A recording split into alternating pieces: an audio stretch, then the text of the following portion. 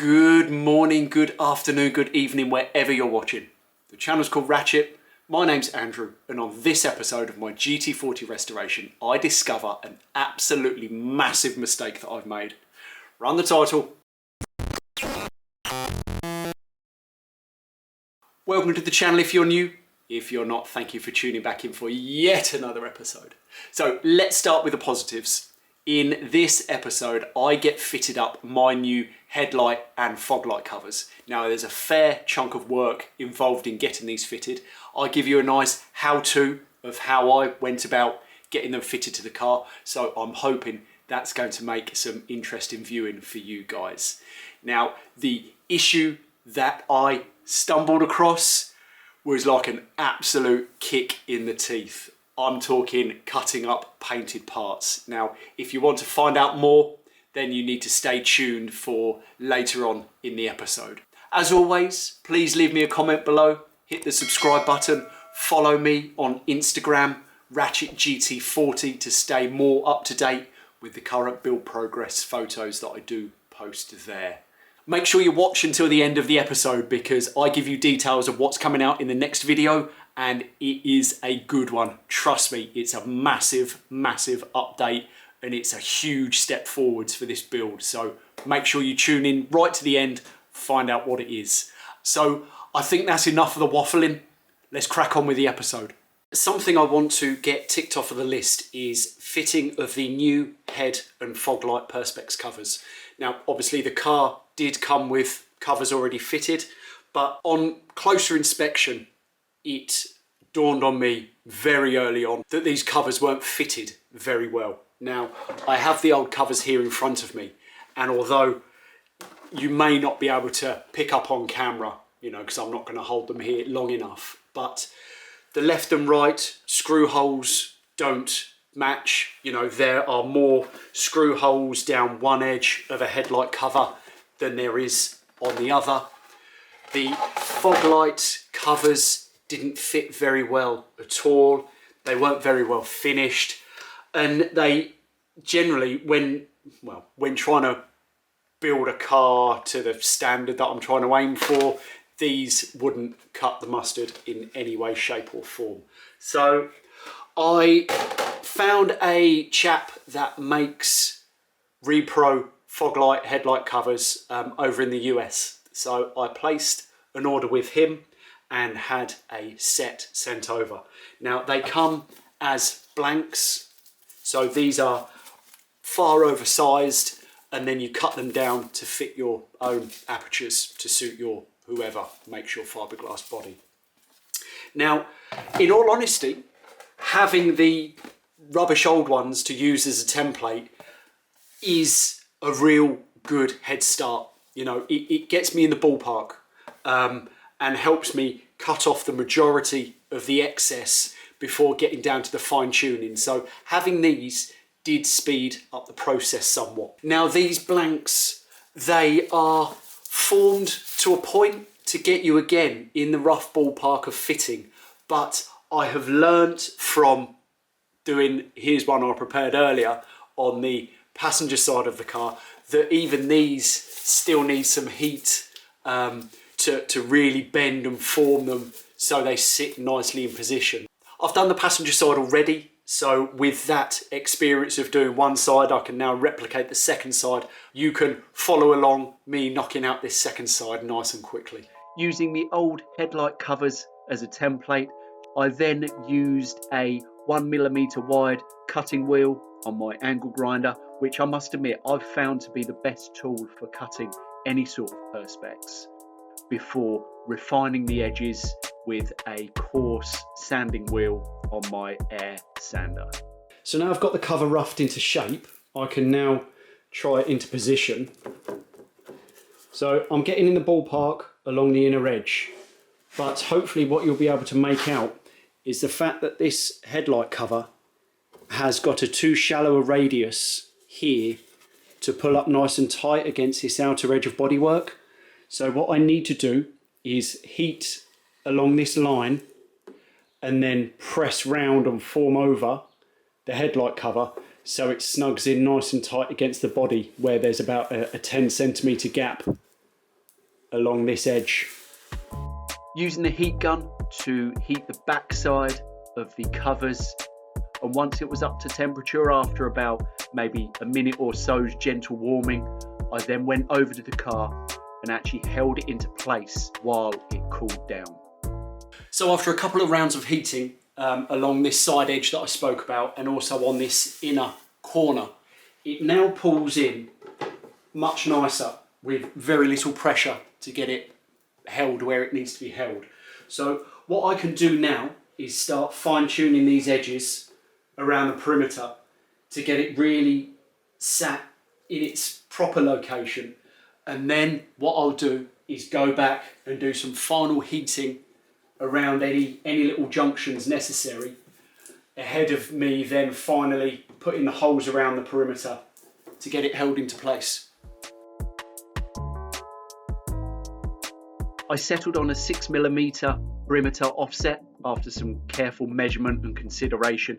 This just landed me in the sweet spot of where to drill, cover, and also where those holes then drilled through into the front clam. So then carefully marking all of the perimeter holes to make sure they matched left and right.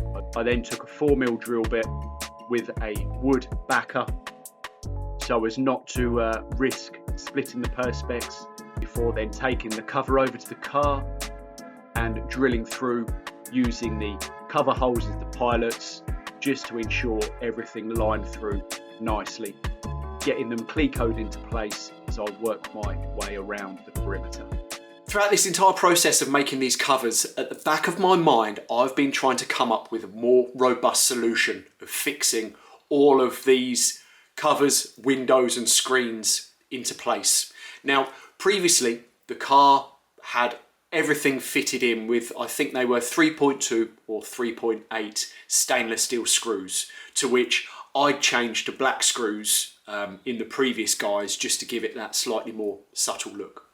But this time round, I wanted to try and think of a more long-lasting solution, either by installing a nutsert or installing a helicoil into all 100 or so holes, which would then allow me to use a machine screw and then not have to worry about the self-made threads in the fiberglass ever stripping. I did carry out a couple of experiments on some scrap fiberglass paneling with a nutsert and a helicoil, and it did work.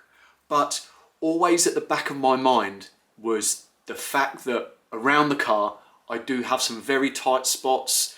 The fact I'd be drilling into a finished paint job, trying to bond in with a two-part epoxy or something of that nature, it just sat a little bit sort of scarily on my mind, thinking that I may chip the paint, ooze out some of the epoxy onto the paintwork, and it just become, you know, a bit of a mess. So it's why I've taken so long about umming and ahhing on a solution, because I wanted one that I felt comfortable with. Now, I've gone full circle on my decision, and I'm actually going to be using some 4.2 by 13mm long black stainless steel cap head screws or button head screws.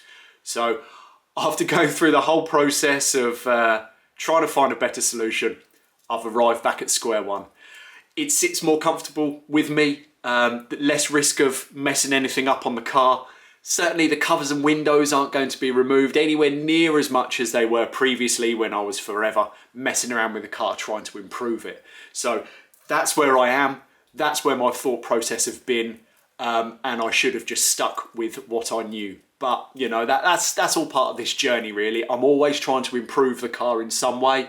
Sometimes there's nothing I can do, other times there is. I can now get these covers installed for possibly the final time. So my plan was to end this video with a nice front end montage of the new headlight and fog light covers, along with the front nose panel in place, that piece just up there. So got it out of storage, gave it a dust off, fitted all of its fixings that it needed, and went to offer it into place. Now, what you will be watching now is a clip taken from the video of me remaking that nose piece in its entirety. What I do need to draw your eye to is the fact that during the making, it would seem that I didn't have all of the internal paneling fitted to the car. Now, perhaps you can see where this one is heading. So when I came to fit the nose panel, what actually happened was it was hitting the inner paneling, not allowing the nose panel to sit down. Now this was standing proud, probably about there, so it was a good 30 centimeters off, getting even remotely close to fitting. So it was hitting that seam along there.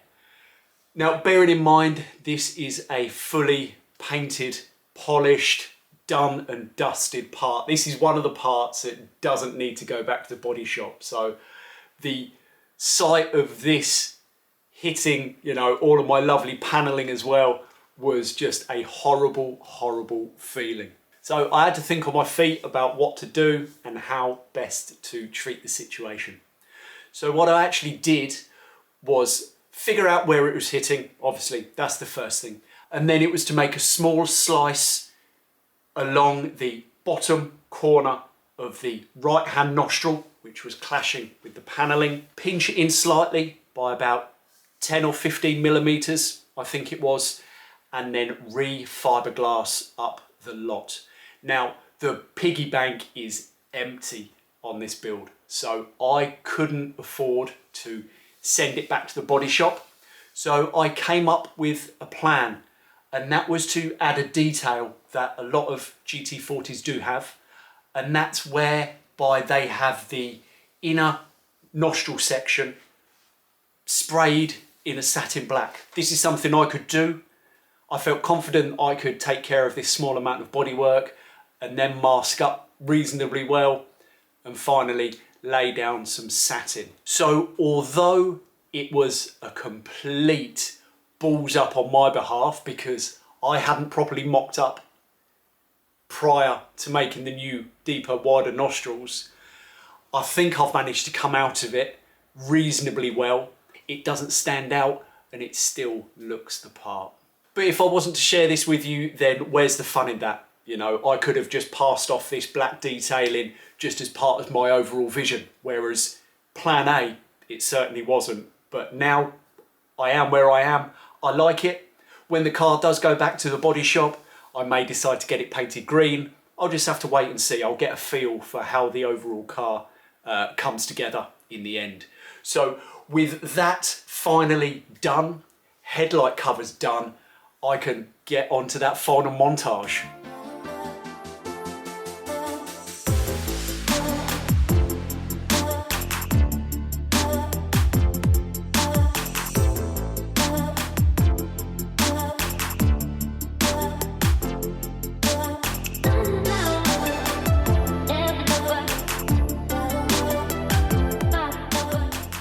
So this episode has been a bit of an emotional roller coaster, to say the least, but I think I've come out of it on the sunny side. Now, in the next episode, it's an absolute epic. It's in the bag, it's ready to go, and I can't wait to share it with you.